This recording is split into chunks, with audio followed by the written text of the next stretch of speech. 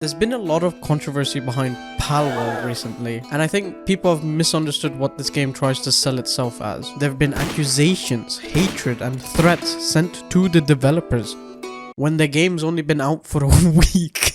Palworld entertains an audience I didn't even know existed.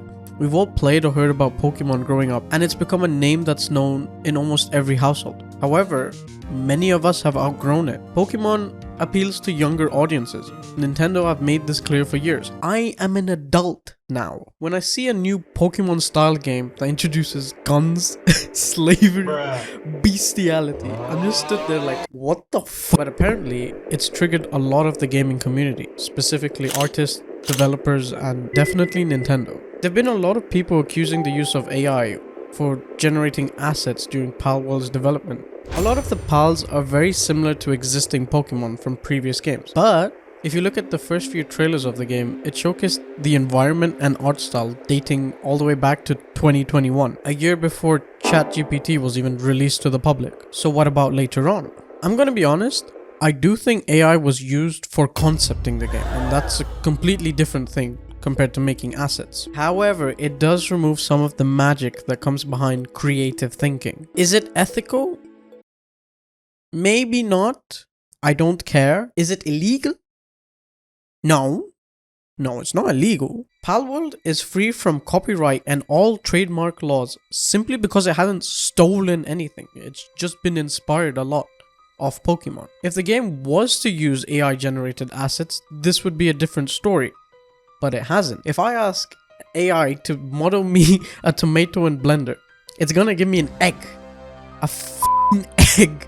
And even if the game was to use generative assets, they'd have to declare them. The game was released on Steam. They have to disclose any AI generated shit before publishing the game. As for Palworld, it's not polished, it's got its bugs, there are some downsides, but from what I've heard, it's a hell of a lot of fun to actually play. I myself haven't come around to play the game because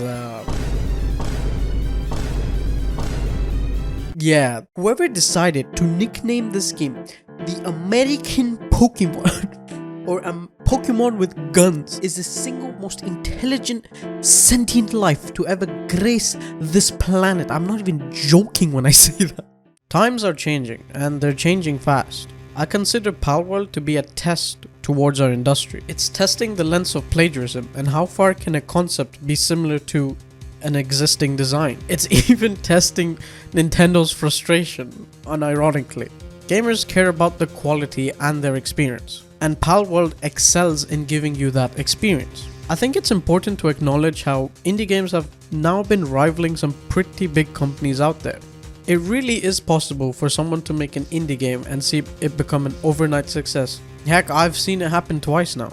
I think Palworld perfectly showcases the limits developers could go to, but we shouldn't go beyond that. If you're still spreading hate towards the Palworld developers, I want you to just chill out for a second and just reflect on the more important things in life. I really don't think the developers deserve the hatred they've been getting. You can argue and say what they've done is unethical, but there is evidence stating that some of these concepts date back to 2021.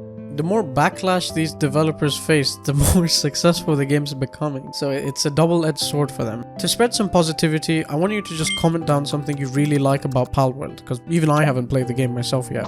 Anyways, subscribe!